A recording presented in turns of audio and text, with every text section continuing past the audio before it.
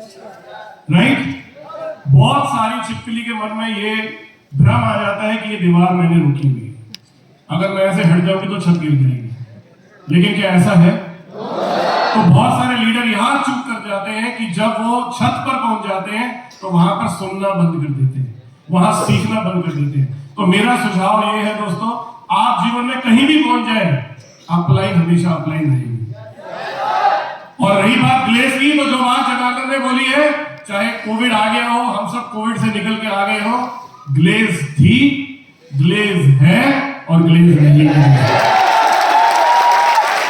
Glaze रहेगी, उसका कारण है क्योंकि ग्लेज इन सब की वजह से है, आप सबकी वजह से है। जब तक सूरज चांद रहेगा, ग्लेज तेरा नाम रहेगा। यस, क्या मैं सही कह रहा हूं? Yes sir. तो दोस्तों, समर्पित होइए। समर्पण एक बार कर दिया तो फिर उसके बाद एक चीज जीवन में कभी अपने आगे मत लाइए, और वो है अहंकार। क्योंकि जब अहंकार आता है ना, जिस दरवाजे से अहंकार अंदर आता है, उसी दरवाजे से समर्पण बाहर चला जाता है। अहंकार आ जाता है, उससे बच के रहिए। जिनसे आपने सीखा, जिनकी उंगली पकड़कर आप आगे बढ़े, जिस पल आप कहीं पहुंच गए, अगर आपने सुनना बंद कर दिया, सीखना बंद कर दिया, समझ लीजिए वहां से पतन शुरू हो जाएगा। क्योंकि बाप हमेशा बाप ही होता है।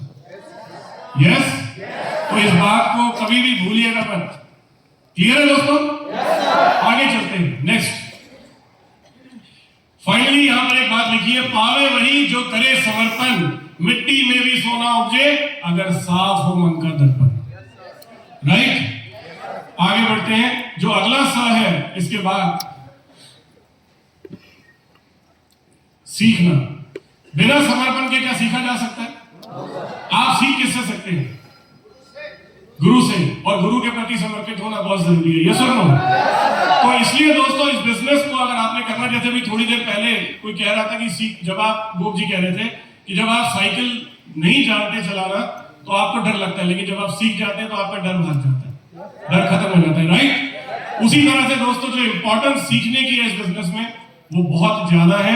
दुनिया का कोई भी काम सीख के किया जा सकता है। डॉक्टर सीख के बन सकते हैं, इंजीनियर, हेलो, क्रिकेटर, तो क्या डायरेक्ट सेलर नहीं बन सकते सीख के? अगर सीख कर हवाई जहाज उड़ाया जा सकता है, तो सीख कर आप ग्लोबल डायमंड क्यों नहीं बन सकते? उसके लिए अपने कान खुले रखिए, हमेशा सीखने के लिए तैयार रहिए। आपको एक ही ट्रेनिंग को अगर 10 बार करना, करिए। जब मैं शुरू में ट्रेनिंग करने आया था तो मुझे बार बार चेतन सर कहते थे इसमें बैठ जा, तो मैं कहता था सर सब कुछ आता तो है, तो वो है तो मेरी अपलाइन। उन्होंने बोला अगर तुझे सब कुछ आता तो एक काम कर, अब मत बैठ। तो मैं बड़ा खुश हो गया, कहते चल अब तो लेना शुरू कर दे, अब आज से तू ट्रेनिंग लेगा। मैंने कहा नहीं ट्रेनिंग तो नहीं ले सकता। तो उन्होंने बोला क्यों? मैं कहा पूरी नहीं आती। कहते फिर बैठ जा।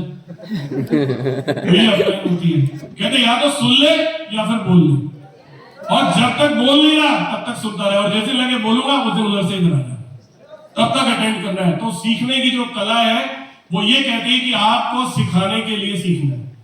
किसके लिए सीखना है? सिखाने के लिए।